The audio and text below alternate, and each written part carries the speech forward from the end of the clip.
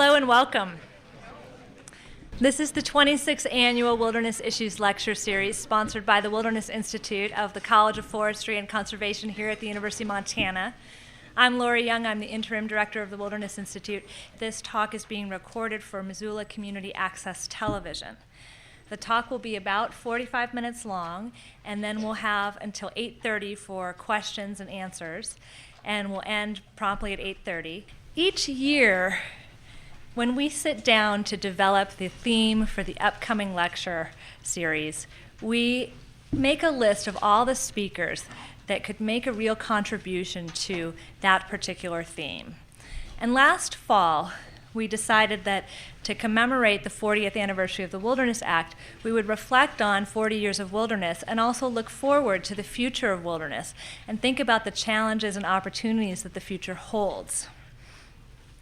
As you know, we've brought in a number of speakers from Washington, D.C. and elsewhere around the country to contribute to our discussion of the future of wilderness in America.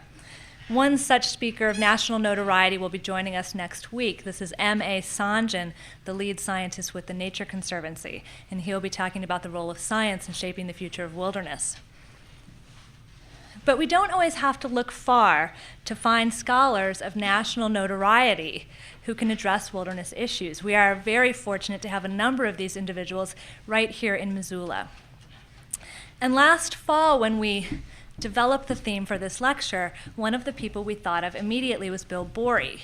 Bill is an associate professor of park and recreation management here in the College of Forestry and Conservation at the University of Montana. Bill brings a tremendous amount of knowledge and experience to the topic of wilderness and to the question of what the future holds. Bill has a PhD from the College of Natural Resources at Virginia Tech and holds a master's and bachelor's degree from the University of Melbourne in Australia.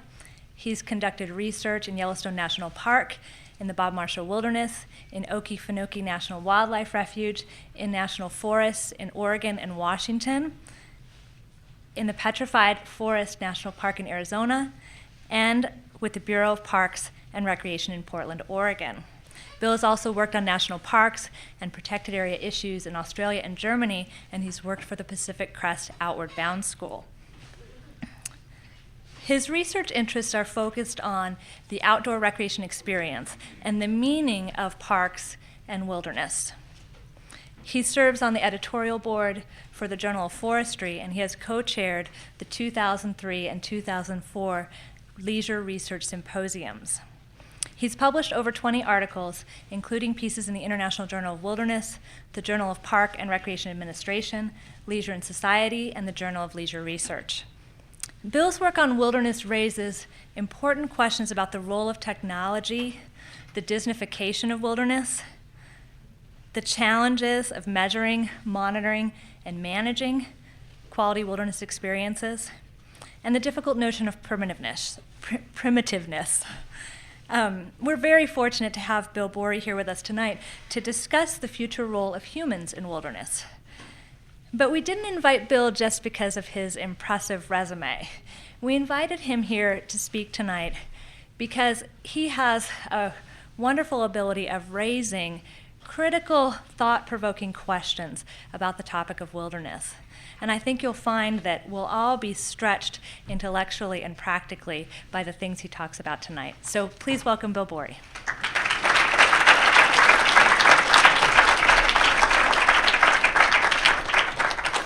Thanks, Laurie, and thank you. Very much ideas in progress this evening. I want to voice where my thinking is at and where some of my thinking on wilderness is going and some of the concerns that I'm working through at the moment. I need to tip my hat to two authors in particular who have influenced me over the years. Jack Turner and his book, The Abstract Wild. One chapter in particular in here is titled A Rant, and his style and his passion for wilderness is truly outstanding. A former philosophy professor turned mountain guide. Recommend to you the ideas of Jack Turner. The other ideas that have been very influential as I've developed the talk are those of Professor Emeritus Tom Birch of our own philosophy department here at the University of Montana. an essay that he published in this volume, Incarceration of Wildness. This volume is The Great New Wilderness Debate.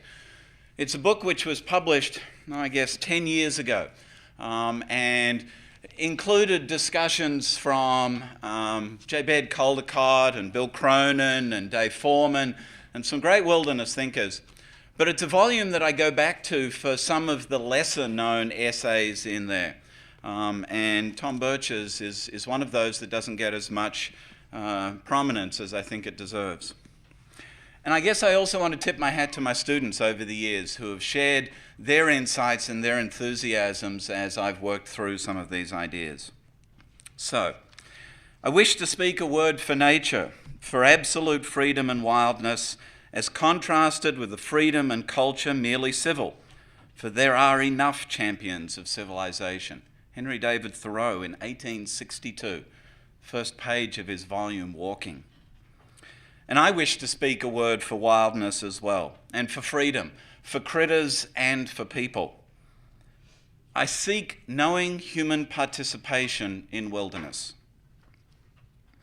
Wilderness, as we've learned over the last 10 years, is increasingly a human construction. I think, therefore, we need to be particularly careful and deliberate in what we construct it to be. We are bringing wild nature into our purview. And I think there is a call, a need for restraint and for humility in the relationship that we then construct with the wild. Indeed, zoos, the topic of my talk this evening, were created because of the loss of animals in our daily lives. And I think there is a similar call for wilderness because of the loss of wildness in our everyday life. Are we still perpetuating that demarcation between the human and the non-human? My fundamental premise here tonight, that wilderness is becoming more and more zoo-like. We have increasing calls for wilderness to play a bigger role in biodiversity protection, for ecological restoration, and for preservation of naturalness. And they're all good and worthy things. But the prioritization of those goals over others for wilderness is my concern. Wilderness is becoming more and more zoo-like and vice versa. First, notice the increasing similarity in purpose between these two. Both of them prioritize science and research. Both of them are concerned about biological conservation. Both are concerned about immersive recreation experiences. Both are sources of civic pride and identity. Both are retreats for city dwellers. Both of them involve an admiration of nature. Both of them tend to highlight exotic, charismatic megafauna. And both of them have the educational objective of inspiring appreciation and care of nature. There's a lot of similarities in purposes between the two, even though they have very different intellectual origins and historical origins. I think wilderness is becoming more zoo-like. We're controlling the numbers of visitors in wilderness more and more, and it's beginning to look like a zoo. There are some zoos where they won't let you in until a person leaves. So it's kind of a controlled access situation, a gate. One person leaves, they open the gate, they let the next person in. And that's to maintain the quality of the experience that you have inside of the zoo. We do the same thing in some wilderness areas. Aravaipa Canyon down in Arizona is one example. It's a canyon that can essentially only be accessed from two locations, one end of the canyon or the other.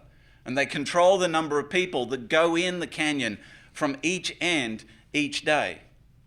And if that capacity is met, they close the gate. In both locations, we're seeing that human facilities are increasingly hidden.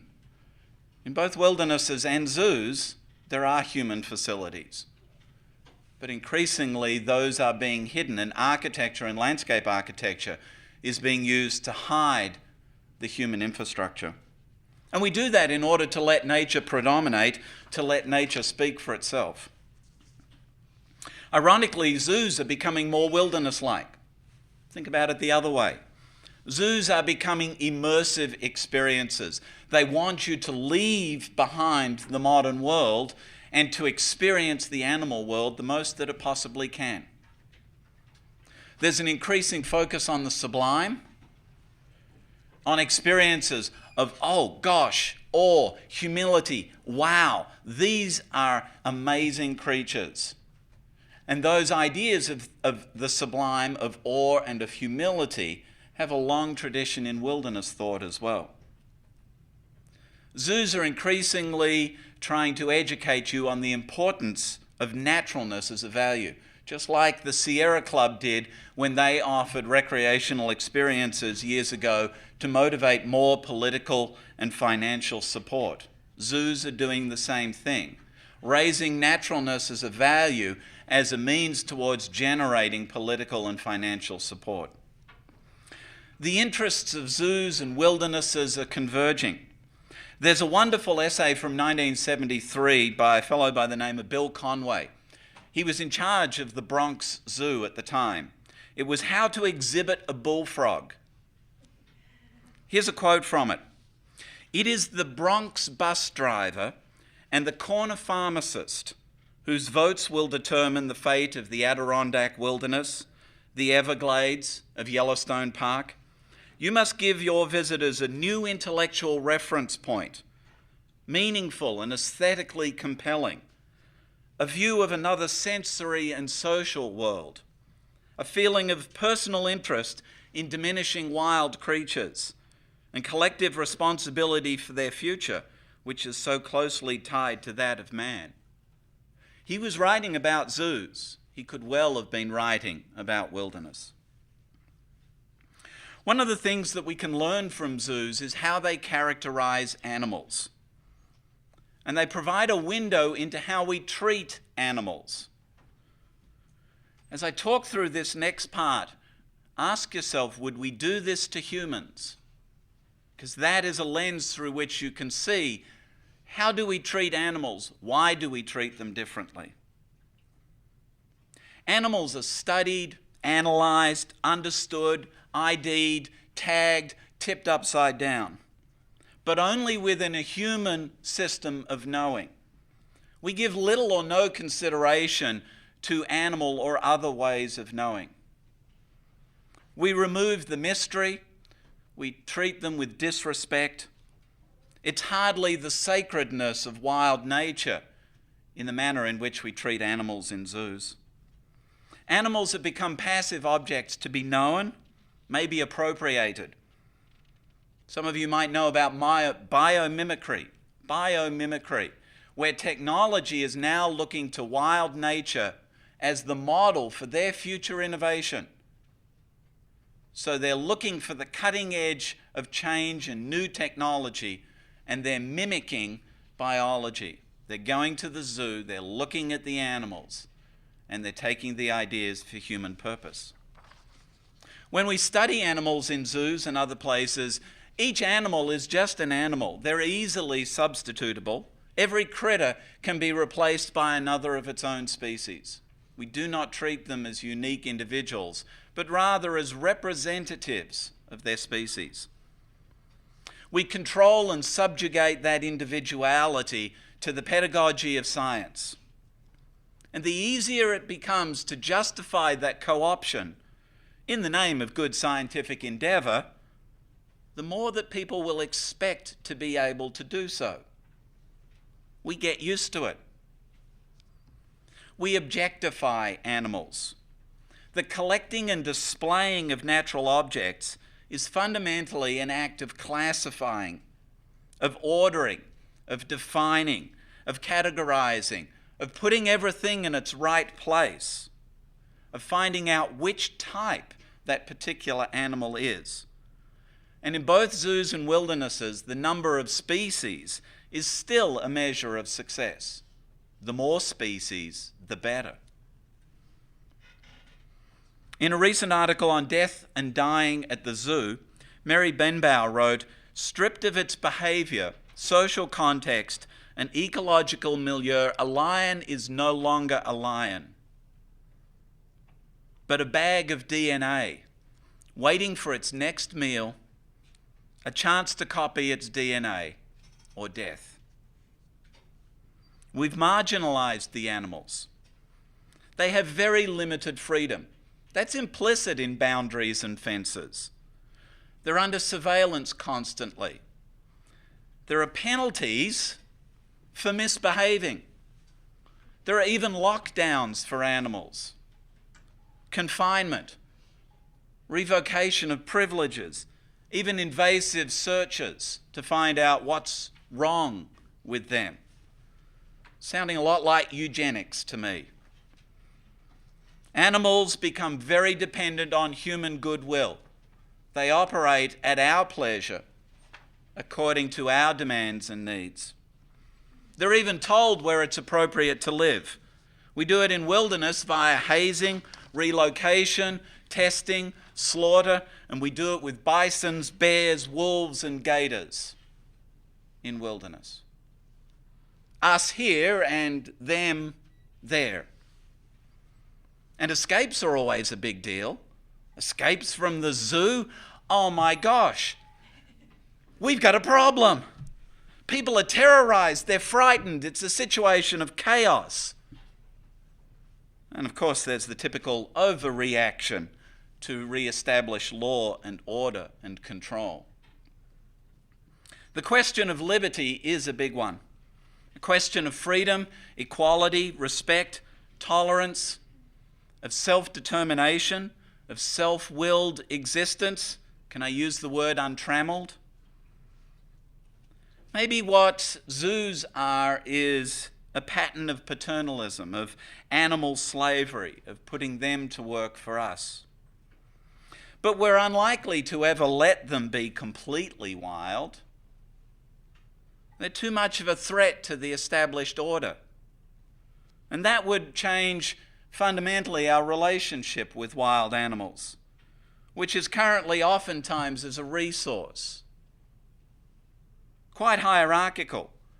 Can you ever imagine a situation where we put the animals first? But surely otherness doesn't have to be so adversarial.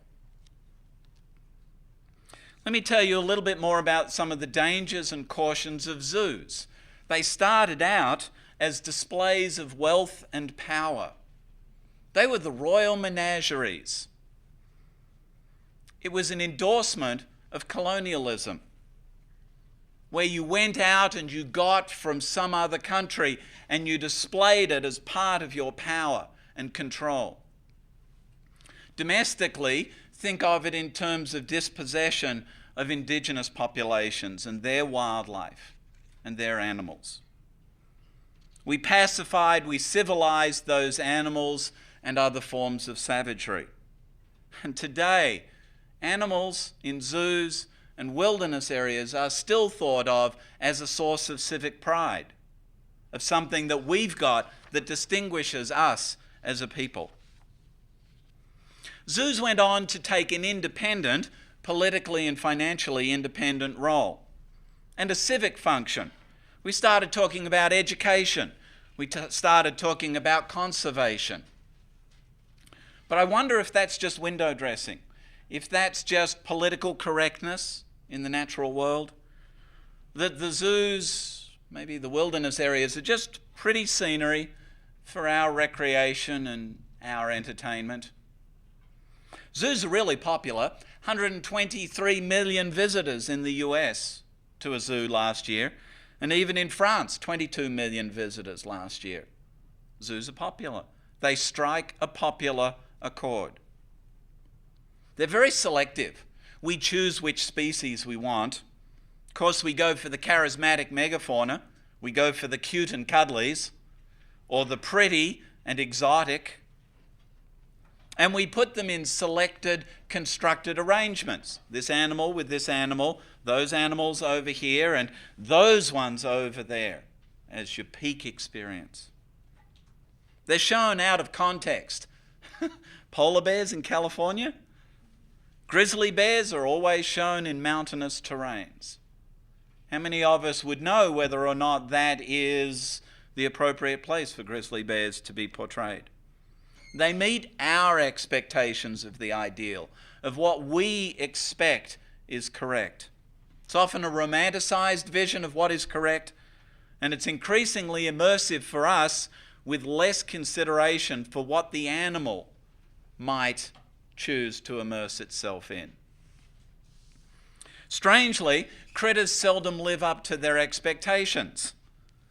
Have you been to the zoo and there's those lazy layabout animals that don't seem to be doing very much? Lethargic, dull. I mean, the reality is animals do sleep a lot, particularly during the daytime when we're visiting. And lots of folks are disappointed as a result. That can sometimes lead to anger and a slightly violent response. Tap on the glass. How come it's not doing anything? Or maybe a poke, or maybe throw a peanut to get a response. We're also increasingly anthropomorphizing animals, treating them like people, sentimentally treating them like people. And we're memorializing them sometimes when they die. There are plaques and tributes and sympathy cards when particular animals pass away. We're anthropomorphizing animals, wild animals, turning them into things that look like humans and behave like humans. Which is ironic because we're in the business of providing a simulation of naturalness in a zoo. We want it to be as natural as possible, to look as natural as possible, to feel as natural as possible. It's a situation of what Jean Baudrillard calls hyperreality. They look so real that we no longer are capable of judging whether or not they are real. They've done such a good job. It becomes a satisfying phantasm of what an animal should be. We're satisfied with it. We don't know that it's a hollow image. We don't look behind the image because it's such a good image. And we improve the ecosystems. I think it's a question of not so much who will speak for the animals, but who can and will be able to listen. Will we be able to listen? Will we be able to see the real? I wonder why it is that bad stories about zoos continue to abound.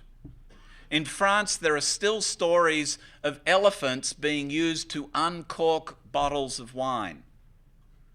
Beatings are all too common for control, for submission. At Zilli Lake Zoo in Shenzhen province, you can sit next to a drugged, declawed, defanged tiger while he is struck in the mouth to make him snarl for the camera. And such photography opportunities also abound here in North America, in Latin America, and Europe to this day. Death in particular is trivialized. Death is always an ethical moment where you can see values associated with the object or the context. 1922, the Bronx Zoo was the first location outside of Australia that live platypuses existed. They're a marsupial that lays eggs and swims underwater in Australia. They're very shy. They're fairly rare to see. They built elaborate cages, 7 compartments for each animal.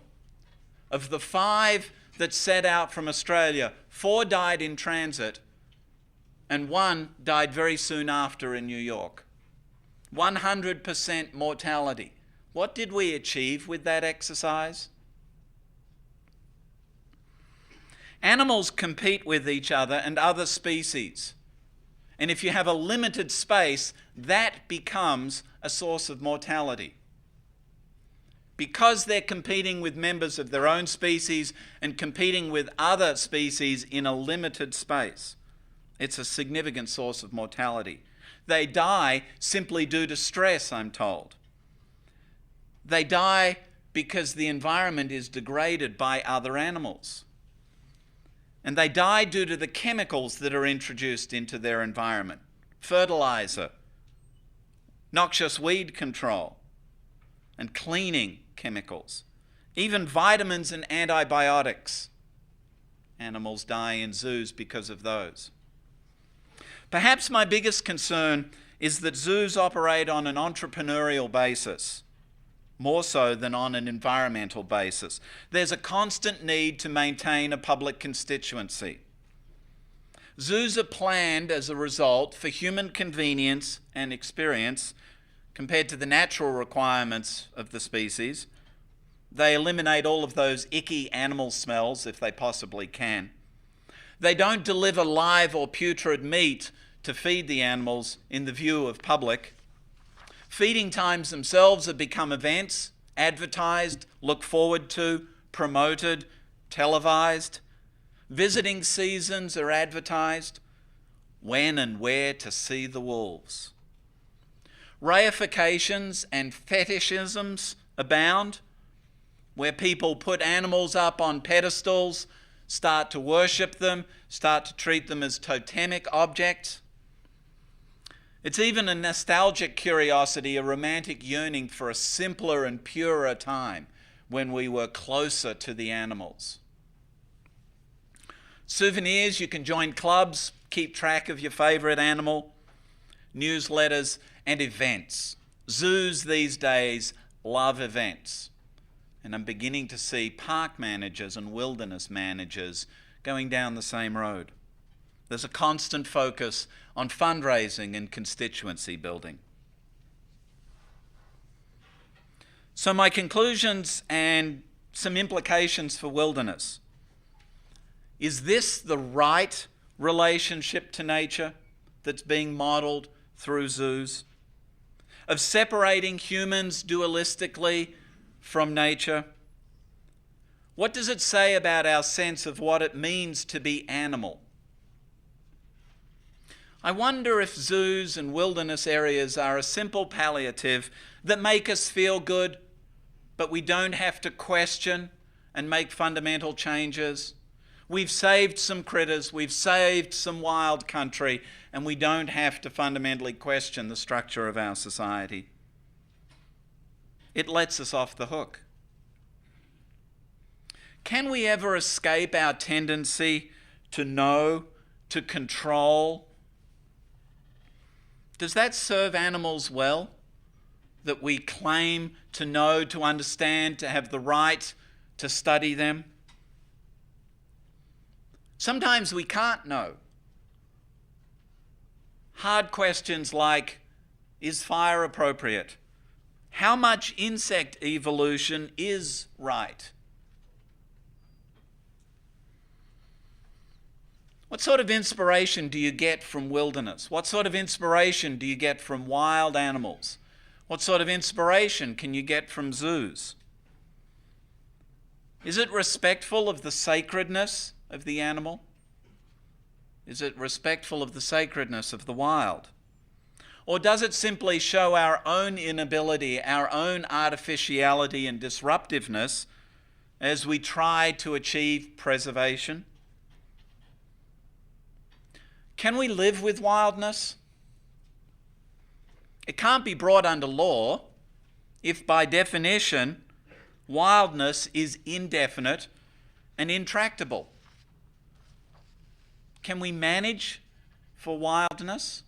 By definition, it may be difficult. Wildness, of course, is difficult to chastise, to ostracize. It wants to be open and spontaneous and rebellious and impolite. Managers are going to have to manage openness, rebelliousness, and impoliteness. I think we'll find advocates for the wild pushing up against the bars. You believe in the wild, and you'll be arguing against managers constantly. You'll always be pushing back. Is our inability to live with wildness a reflection on us? Are we all too willing to give up our freedoms? So my question of you tonight, if we treat wilderness areas more and more like zoos, does it achieve appropriate ethical outcomes? Will it lead to greater ecological connectedness? Greater responsiveness in our treatment of animals? Will we see animals in newer, intellectually meaningful ways? I don't think so. And so I offer a note of caution for a narrower focus on biological preservation and the protection of biodiversity in wilderness. Because the more that we prioritize just those values, however good and worthy those values are, the more that we treat wilderness areas like zoos. Thank you.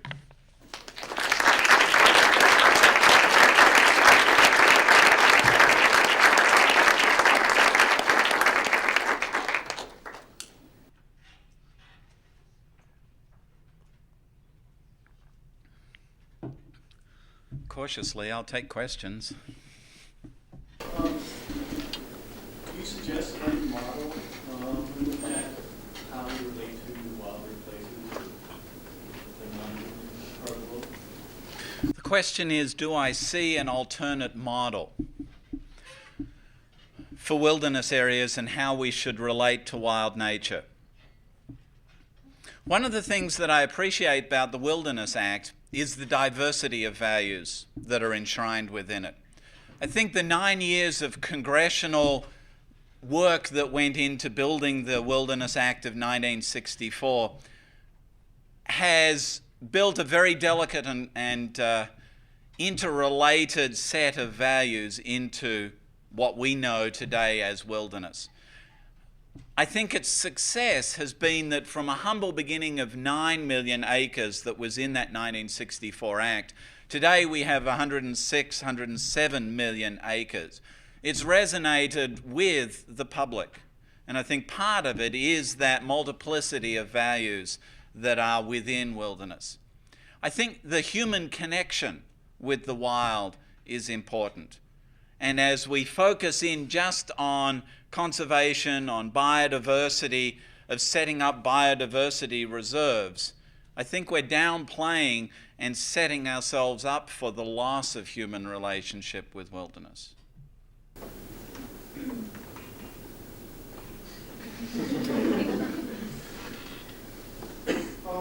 you speak a little bit about the Yellowstone to Yukon initiative? Because it seems like it incorporates a lot of your values, a lot of what you want to do with wilderness.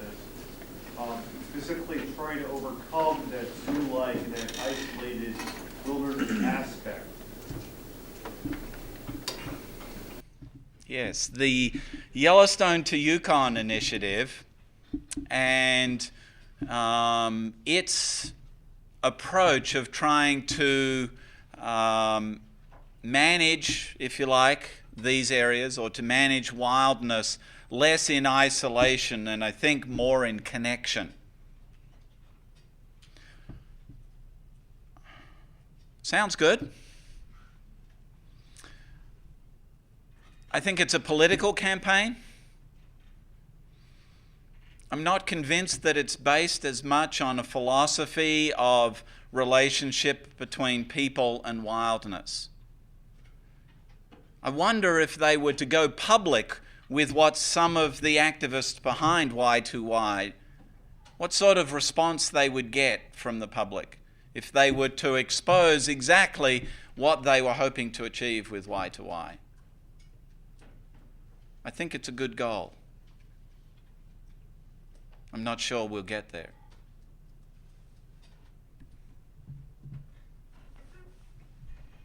You spoke of the caution that we should have in allowing wilderness to approach too much the model of zoos, and yet isn't a basic difference, you didn't speak at all about the differences here, and isn't a basic difference that in wilderness we try to allow the animals as much freedom as possible, and while in the zoos they're very restricted. And isn't this true? And if so, how does your caution apply there? The question is one of freedom, in that I would agree with you. I hope that we manage wilderness areas to allow as much freedom as possible. Freedom for animals, freedom for humans as well. My note of caution, though, is that I'm seeing more and more controls, both of humans and of animals. And so I'm using zoos as a foil to illustrate perhaps a logical extension of some of the actions that I'm seeing being increasingly used by wilderness managers. And so it strikes to the heart of what I think wilderness is losing as we become more and more like zoos with our wilderness areas. Yeah.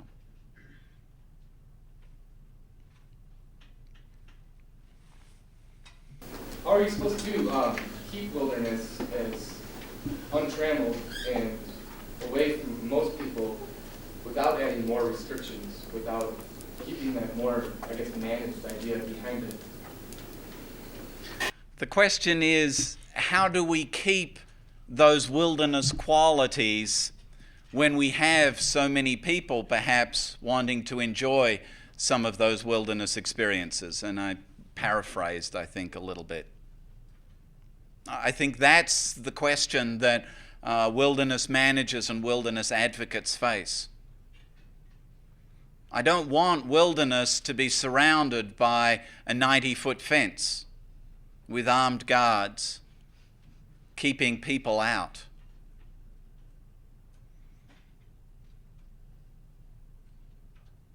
One of the ways that I think about it is, instead of managing demand, which is controlling all of the people that want a piece of wilderness, maybe it's a question of supply. And maybe it's a call for more wilderness rather than less.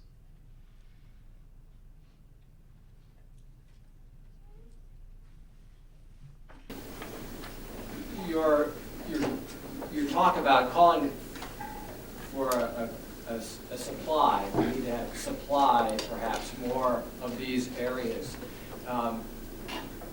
as a way of fighting the zooification of them. I'm assuming that's what you're talking about.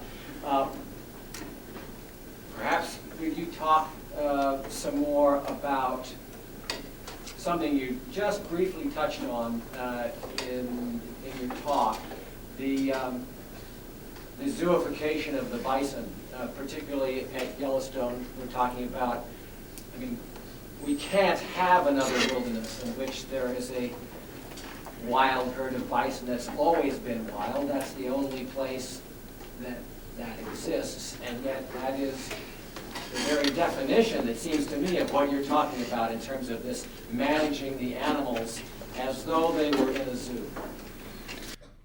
The question was about bison down in Yellowstone, sometimes described as the last wild herd of bison left.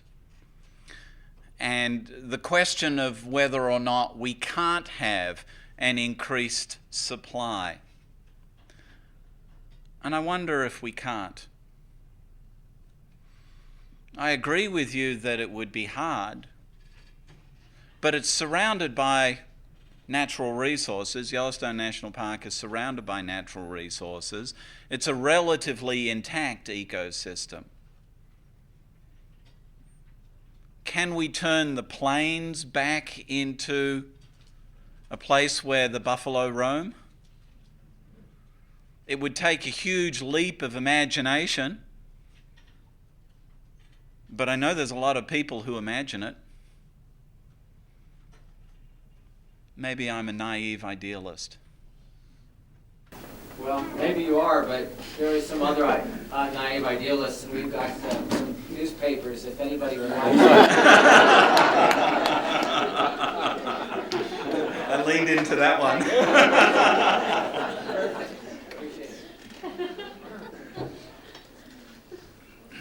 That kind of goes in with what I was thinking too, is can wilderness exist even if we section it off, if society keeps existing the way that it is? Like, it doesn't seem like wilderness and society should be so separate, and so even if we separate it and say, well, that's the untrammeled part, then you still have loss of wilderness for people or the interaction that you used to have, because we just can't seem to handle both of them in the same place because we want to pave everything. So it almost seems like even if you section more land off, wilderness won't exist because it doesn't exist in our hearts or in our minds or in our lives. Wow, how do I rephrase that one? If we keep partitioning areas off as wilderness and we increase the supply of wilderness, we're still increasing the partitioning. Can we live with wilderness? Can we live with wildness?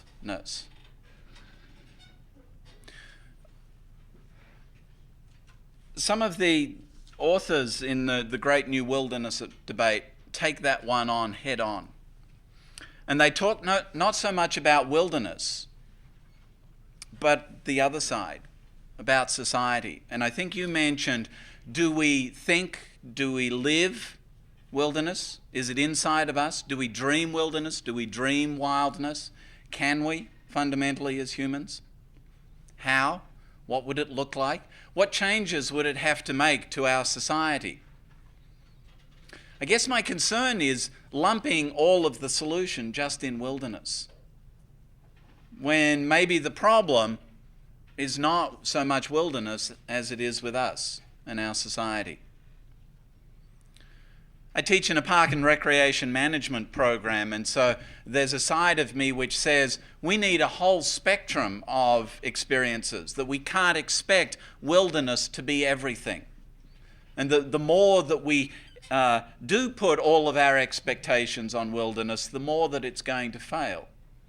That there are a variety of wild lands, of natural lands, of recreation lands that I have as equally an important role in helping us be at one with wilderness, with wildness. So the everyday nature in our backyards, here in Missoula, we're very fortunate. The Kim Williams Trail, Blue Mountain, Paddy Canyon, the Rattlesnake, Glacier, Yellowstone, the Bob Marshall, Welcome Creek Wilderness. There's a whole variety of places where we can encounter nature and learn about the nature within us. And I think those places are just as important.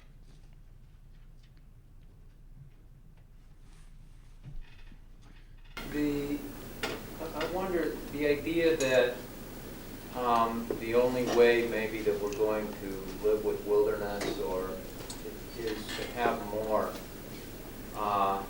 without going into the heresy of saying there shouldn't be more wilderness, because I don't believe that.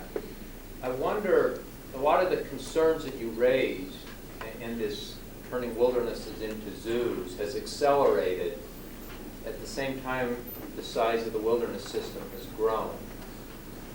And I wonder, I don't know that there's a relationship there, but I wonder if simply saying if it gets bigger, we might change this relationship. I wonder about that. And to use the sort of metaphor of zoos again, or using that, in some ways the way we treat animals in wilderness is a lot more like a farm than a zoo. And it's because we want to control things and we want to even change the wildernesses to be what we want them to be, rather than what they might be if we left them alone. So I wonder if the solution isn't a lot more about changing what's in here and in here, and less about trying to change the situation out on the ground. The question had a couple of phases to it. One was the sense that as we've got more and more and more wilderness, we've seen a parallel trend to more and more control and management of those wilderness areas. Let me take that part of the question first and come back to the second part later. That's sometimes known as the designation effect. You label it wilderness, you saddle it with all of these intellectual ideas and all of these expectations of what it should be, that we now start getting into the business of controlling and dictating and limiting what goes on in those areas. I've always wondered what comes first, the meanings or the experiences. Some of the great wilderness writers certainly described magical experiences. But today, many of us go into wilderness saddled with all of those intellectual ideas and expectations. And that gets to the second part of the question, which was, is the problem more out there or in here? And that sort of duality always makes me pause, because we've separated ourselves from wild nature again. But I do think that it is a call as much of a reflection on us and the management that we expect as it is of our expectations for wildness and wild nature. Managers' jobs are a terrifically difficult job. I fundamentally respect the task that they have because it's almost contradictory. And I know that in this lecture series, you all have been grappling with that notion of whether wilderness management is a paradox. Is it antithetical to its very self? Simplistically, I've always said that we are managing human behavior in wilderness rather than managing the wilderness itself. But I find that less and less satisfactory as time goes on, as I see more and more decisions about the management of the wilderness resource, and I'll use that word, the wilderness resource, and less of the management of ourselves. Just to build a little on the last question, I think I would have a little bit more of a comment. Your description of zoos and how we treat the animals in there, what it vividly brought to my mind as you were talking was not how we treat animals in wilderness and parks. It's how we as humans have treated our own humankind over history. When I was thinking of slave trade, prisons in Iraq, were so much on our mind recently. The descriptions you gave brought up vivid images of that's how we treat ourselves, not just animals. And that worries me a little, because that means maybe it's ingrained in human nature to have that kind of control mentality. And it may make it that much harder to change what's up here. The question was, are we talking about just the freedom of animals, or are we talking about the way that we treat other beings, including other humans? And I definitely built that into my talk. I started with Thoreau, who was grappling with that very issue. Notions of civil disobedience, of can I abandon society, what is the correct relationship between ethical beings. And I deliberately used prison metaphors, because prison metaphors have been very informative of power relationships. I'm not going to hazard an opinion onto whether or not that we're hardwired for those sorts of power relationships, but I'm definitely asking that question.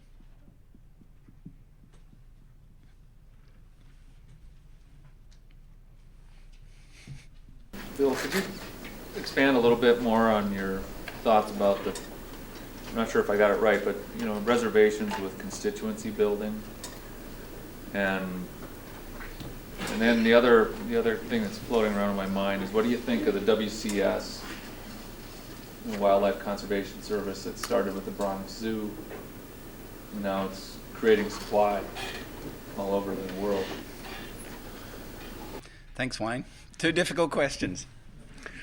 Can you rephrase the first one?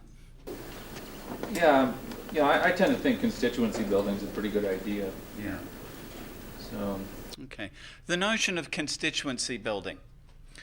One that I can see some of my students from past classes in the audience tonight, and I have highlighted that I think the need to speak to different aspects of society, to create a broad constituency, a broad political constituency.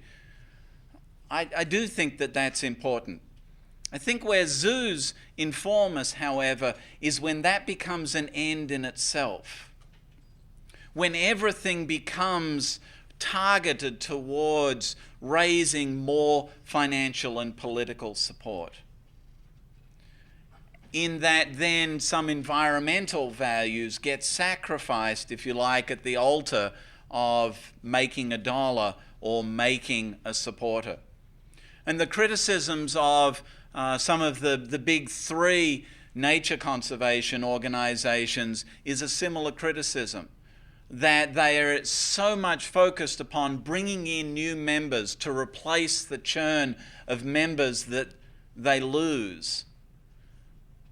How much of your donation goes towards replacing you when you leave the organization? And the answer to that question within the conservation community is a question of grassroots support. How do you foster grassroots support without becoming a relationship marketing machine? I don't know. Wayne also brought up the link between the Bronx Zoo, who I deliberately used as an example, which has evolved into one of the biggest nature conservation organizations in the world, the Wildlife Conservation Society. And it is working towards supply of buying land or of buying easements or of buying access or the prioritization of nature conservation, somewhat domestically, but also a large percentage internationally.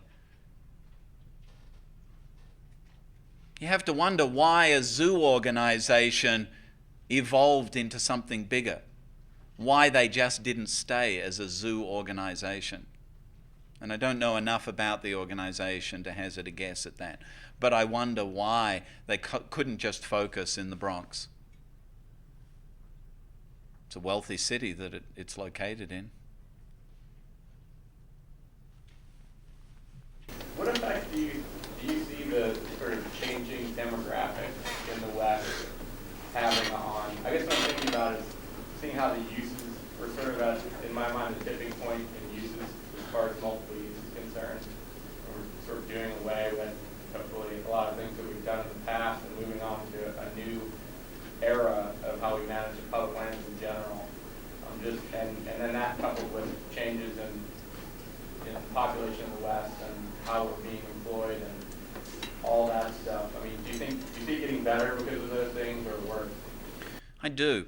The question is one about demographics and the changing Western lifestyle. And I see hope not in the new ideas that are coming into the West, but rather the interplay of ideas and the contrast of ideas, so that one metaphor of relating to nature isn't as dominant over the other. So an exploitive metaphor is not as dominant as a respectful metaphor, or vice versa. Because I think in that interplay of ideas, we will develop new ways of knowing, new ways of relating to nature. I think we're going to find an increasing interface between society and nature. I think that that's going to be unavoidable, that nature is going to come into society, the bears are going to den in Greenough Park more, and I think we're going to see more houses up against the wildland interface. And I think that's going to beg some very difficult questions, and people's behaviour are going to have to change as a result. You can't leave the dog food out on the porch any longer. We're going to have to change some of our behaviours, I think. So you talked about the evolution of zoos, moving maybe more towards an ethic of allowing for some wildness, or at least naturalness in the zoos. I wonder if, kind of related to what your comment right there, we're also seeing an evolution of our ethic towards wild animals outside of wilderness, and we see this in Montana with more tolerance of wolves, leaving the areas where they were reintroduced to, grizzly bear tolerance, working with calving grounds, leaving places for grizzly bears to graze, even in the rattlesnake, working with landowners to control their garbage so there aren't as much conflict. So maybe there is this evolution in zoos as there is in our relationship outside of zoos. So I just offer that as maybe a slight different way of looking at your argument. The question was focused on tolerance and living with, picking up on my last question. And I like the word tolerance because it is very meaning laden, and it ethically asks some things of us. The same evolution that happened in zoos, is it happening with our society? In that we've gone from a model of colonialism and paternalism and of displaying our riches and our wealths and our identity being tied up in objects, and moving to a more relational model which respects power relationships and starts asking difficult ethical questions as we move more and more into conservation and education. I wonder if it's just window dressing, though. I wonder if we're just better at getting what we want and dressing it up in fancier language. I wonder if we really would ask the difficult ethical questions of ourselves and our society. Would we give up our power relationships and our control of one another, of animals? Would we allow wilderness to run through the streets of Missoula? I don't know.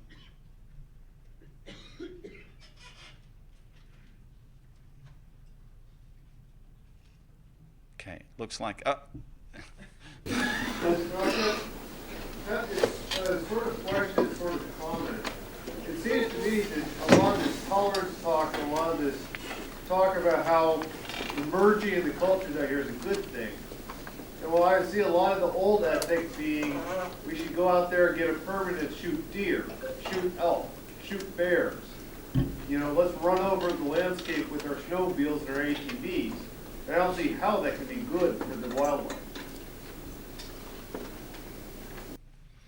The question is some of the old ways of relating to nature out here in Montana, whether or not that could ever be good. Is hunting bad? Ooh, difficult question. Easier question, are there better ways of hunting than others? Are there ethical ways of hunting? Riding snowmobiles through Yellowstone, good or bad? Hard question.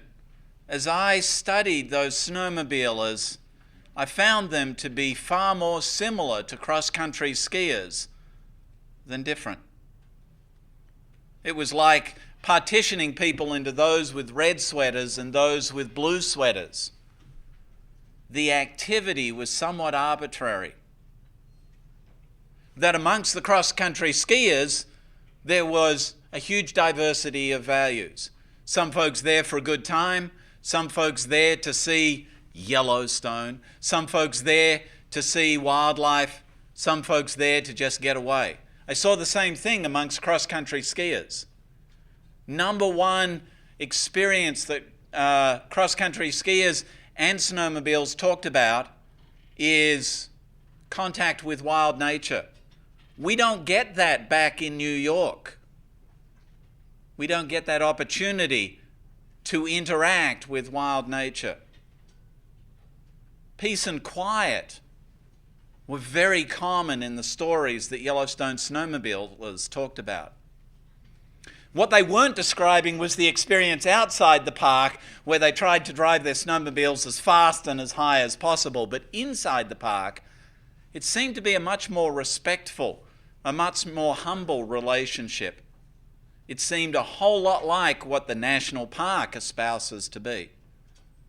So is there good ways and bad ways of snowmobiling? I think that's an easier question than whether snowmobiling is good or bad.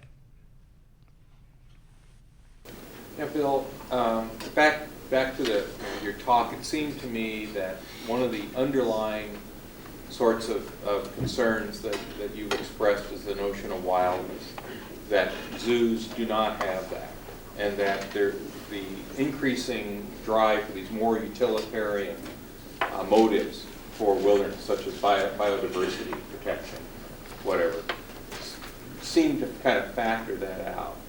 And, in thinking about this in the long run, I'm just wondering if, and I'm very pessimistic today, so sorry about this. If this is just something that's basically the notion of wildness ephemeral to the first half of the 21st century, because when I look at things, when we add in 50 years, 40 years, another 4 billion people on the face of the earth who want everything that all of us have here. The demand, who want lights and power and electricity and good clothes and good food to eat and all that kind of stuff. How can we have wildness when we have a consumption of 2/3 of what we're consuming, another 2/3 of what we're consuming now, where we're probably taking 50-60% of the net primary productivity of the planet to our own? Is wildness just a thing that we're fortunate to have, and in 50 years it's going to be gone? The question is twofold. Is wildness a whim, that a fashion that may pass? Is it even possible, given increasing amounts of consumption? If we're treating wilderness as a utility, as a resource that we use for biodiversity, for ecological protection of genetic resources, is there any hope for wildness in the future? A couple of things come to mind. I don't think we're ever going to lose wildness. I think it's going to be within us. I think it might be squashed within us. It might be repressed within us. But it's a little bit like the bump under the rug. I think every once in a while we're going to trip over it and it's going to erupt and there'll be wildness out there. I do think that we're hardwired for wildness. I think it's an intrinsic part of being, of our being and of animal being. So the question becomes one of how much repression will we allow, which is a restraint on our liberty. As we constrain wildness, we constrain a component of ourselves. Will we allow others to do that to us? Will we do it to ourselves? Or will we find the respect and the humility and the restraint collectively so that we can live with wildness? I hope for the latter. You spoke of how we've been using wilderness for the purposes of research and biodiversity instead of just for the wild qualities. But do you think our wilderness system would have expanded as much as it did if we didn't have those excuses for creating it? Can you rephrase the question? Because what I heard was one of the values, scientific and research values, is very important, and that's one of the reasons why we have the wilderness system. Well, I know you were speaking about how we were continuously placing more emphasis on that. Mm-hmm. And my question is, do you think the wilderness system would have become as large as it did if we weren't emphasizing those values that much? Do you think there would have been as much public support? So the question becomes one of, without those scientific and research values, would we have had the public support to the extent that we do? I'm a scientist. I certainly see the value of wilderness as a scientific research. When science becomes a mining operation, where we're simply using wilderness as the location for science, I'm concerned. But can science help us know and understand wilderness? Absolutely. Is science a common way of knowing about things? Is it valued within our society, perhaps overly valued in society? I can't ignore that it is often given precedence and prominence just simply because it is science. But I don't think I would go so far as to say that because science and research is an important value in wilderness, that's why we have wilderness. I think politically the reason why we have wilderness is the vast array of values and the complicated balance between all of those values. I think it's important that Joe or Joanna Sixpack in Arkansas thinks highly of wilderness as it is those ivory tower folks in Missoula, Montana. Did I just say that?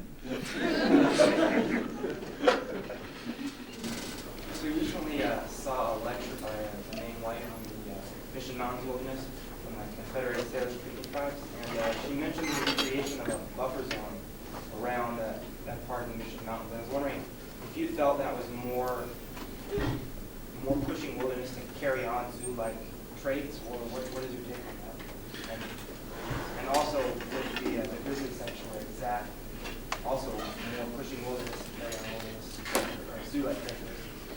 The question was about some ideas that Indigenous folks have, in this case the Confederated Salish and Kootenai, towards setting aside sacred areas and having buffer areas around those sacred areas. And there's a long tradition of Indigenous communities setting aside places where humans choose not to go.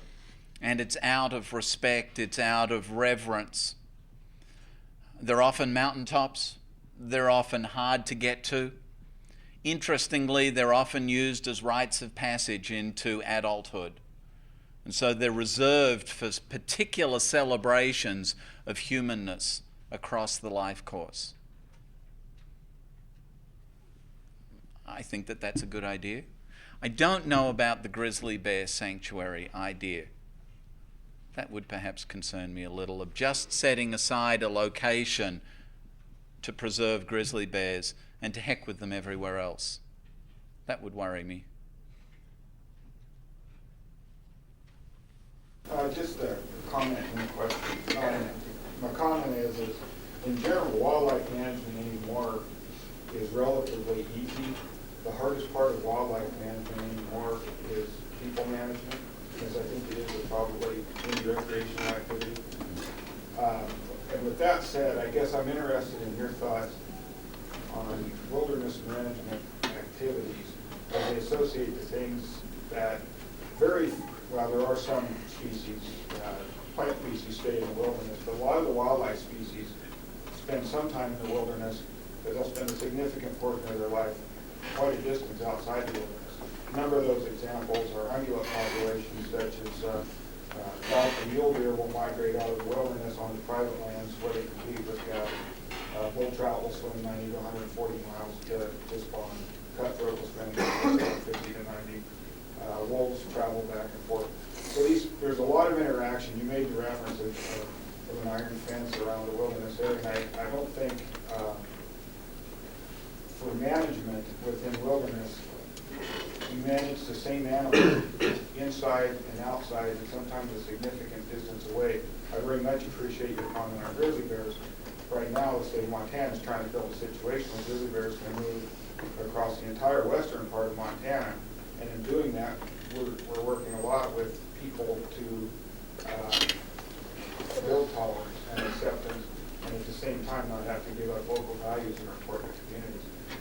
So to go back to the core of that, my question is what do you think about those management activities that do occur in wilderness, but a lot of those are based on the fact that these populations travel in and out of the wilderness boundaries?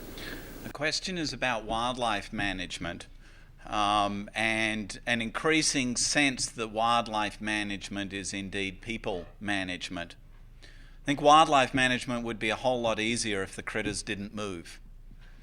And it speaks to the fact that the boundaries are human created, and that the boundaries are porous, and that the boundaries are somewhat artificial.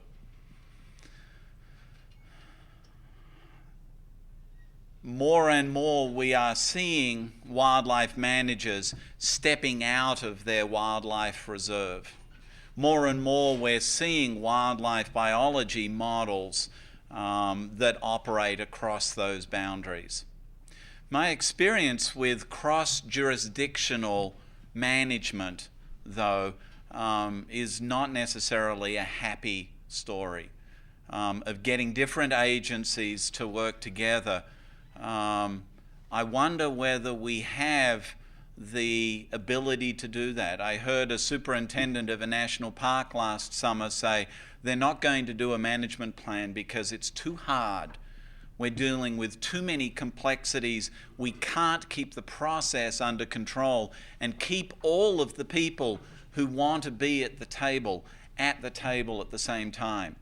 And so instead of trying to do the all-encompassing management plan that covers everything, they're going to tackle little pieces of it instead because they have the technical ability to do those things. But there are some examples. There are some bioreserves around the country which are an attempt to work across boundaries. There's one north of San Francisco in the Marin Headlands, Point Reyes area, where you have 17 different jurisdictions involved in trying to manage that ecosystem as one. It includes the Muir Woods and Point Reyes, which are managed by the national parks. It includes universities, local government, state government, private landowners, the Nature Conservancy. There's a whole group of folks who are trying to think about the fact that Point Reyes, the wilderness core, can't exist on its own. They even include the water supply district for San Francisco. But the group that's not at the table is the city of San Francisco. Do we have the technical ability to include the city of San Francisco in the decisions about that biosphere reserve? Must we? Not sure. Bill, you've talked in the past about the Disneyfication of wilderness, and I'm wondering if tonight's lecture is an extension of that thinking, of that concept, and why you didn't bring up that idea of the Disneyfication. Is it what's the analogy to Disney with tonight's talk? I have written in the past on the Disneyfication of wilderness, some work that I published about 6 years ago now. And what are the connections with the talk tonight? I can see an evolution in my thinking, no doubt about that. And we have recent news that Yellowstone National Park is going to endorse Disney running tours. It will become one of the official experiences of Yellowstone. Don't leave home without it. Disney is good. Disney is really good at managing people. They're possibly the best recreation managers in the world. But my concerns with Disney is that Disney brings this whole intellectual baggage along with it. Things have to be safe, things have to be orderly, things have to be convincing, Hollywoodized, somewhat of a linear narrative. It's like the young child with a large stomach syndrome. They want, they get. And Disney is very good at providing. How would that work in a national park or in a wilderness? There seems to be a clash of priorities going on there.